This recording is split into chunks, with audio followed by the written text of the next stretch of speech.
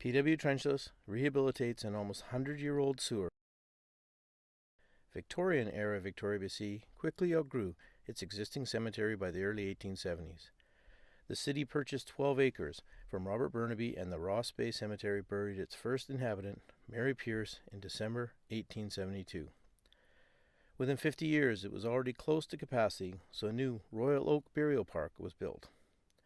Originally, the Ross Bay Cemetery had a few creeks running through it, so storm sewers were built and the creeks were to be filled in, allowing for more area for graves. The creeks, of course, do not run in straight lines, so the actual sewer is a hand-built dual layer of bricks that has many curves and elevation changes. Billy Barker, of Barkerville fame, was buried there in 1894, as was Hanging Judge Begbie. Buried in 1889, Andrew Elliott and John Gray were the first premiers of BC to be buried at Ross Bay. Other premiers include John Robson, Andrew Elliott, Alexander Davy, James Dunsmuir, and Edward Pryor. The first BC-born premier was Sir Richard McBride, who died in 1917. The cemetery is now used as a walking area for many residents and holds a place near and dear to their hearts. Much care would be needed to protect this precious bit of history.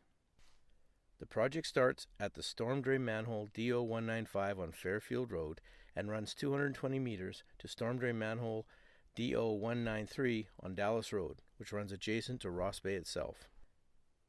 Repairs to this brick storm drain have been done over the years, but it was time for a more permanent solution. PW Trenchless Construction Limited was contacted to repair the sewer line in May 2016, and in June of that year, PW Trenchless sent a team of technicians to assess the condition of the sewer line. To measure and order the pipe needed, a pipe mandrel, mimicking the outer dimensions of the proposed new pipe, 1400 millimeters wide by 900 millimeters high, was manually pulled through the complete length of the existing brick pipe. Measurements were carefully taken to take into account the 12 horizontal curves and 4 vertical drops. The next step was to build an access point for the new pipe sections to be lowered into the existing hose pipe. Initially, a location on Dallas Road was selected for the entrance pit, but a more suitable location for the large excavation was dug on the existing roadway within the cemetery where the service road intersects the pipe location. All members of the crew have been trained in confined space rescue and work procedures.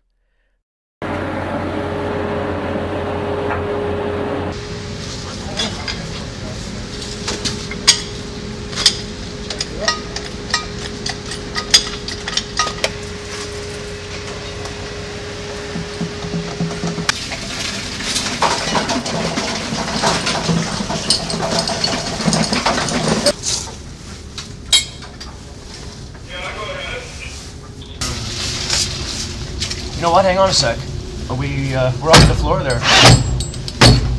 Yeah, up a little bit for you. Okay. Okay, ready?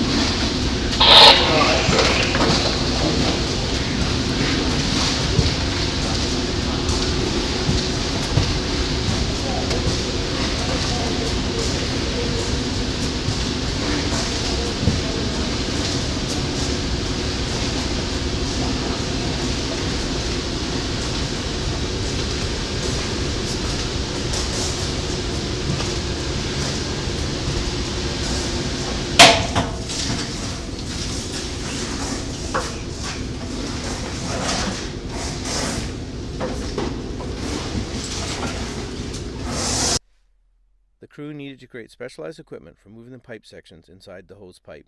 Each pipe is inserted into the hose pipe from the access point and then moved into place at either end of the existing hose pipe.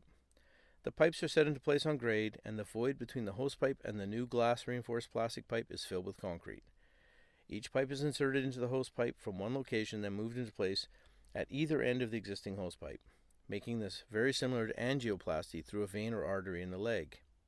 The project went very well, and the many concerned citizens were very interested in how the project was completed with a very minimal impact upon their hallowed and much loved park.